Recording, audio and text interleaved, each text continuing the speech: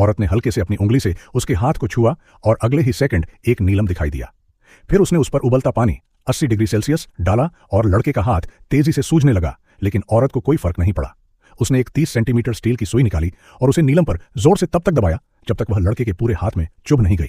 जल्द ही सुई बदल गई, जिससे एक बाइंडिंग फोर्स बनी जिसने लड़के के हाथ के म्यूटेशन को कंट्रोल किया। ठीक एक दिन पहले मिंगजी एक आम हाई स्कूल स्टूडेंट था, लेकिन एक धमाके की वजह से सब कुछ बदल गया। हालांकि मिंगजी धमाके से घायल नहीं हुआ था, लेकिन जब वह उठा तो धमाके के सेंटर से निकली एनर्जी उसके हाथ पर लग गई। फिर एक अजीब सा सिल्वर धुआं दिखाई दिया, जैसे कोई सेंटीपीड उसमें रेंग गया हो, लेकिन वह जल्दी ही गायब हो गया। पहले तो मिंगजी को लगा कि उसे वहम हो रहा है और उसने ज्यादा ध्यान नहीं दिया। यह देखकर कि पास की ट्राम में अभी भी जिंदा लोग हैं, मिंगजी उन्हें बचाने के लिए आगे बढ़ा, लेकिन उनके पास पहुंचने से पहले ही उसके हाथ में तेज दर्द हुआ।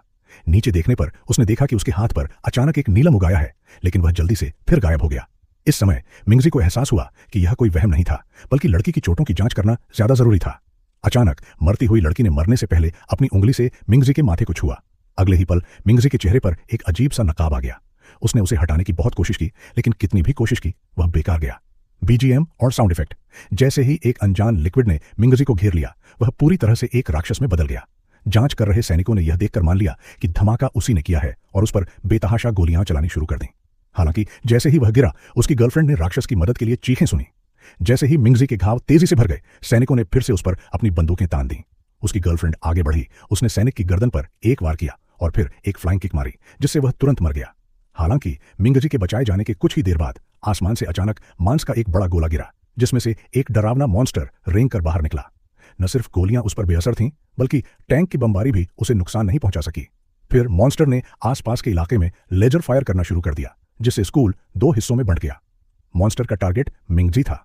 हालांकि मिंगजी अपनी गर्लफ्रेंड को बचाना चाहता था, लेकिन वह अभी तक अपने नए शरीर में ढला नहीं था और लगभग उसे कटार में बदल ही दिया था।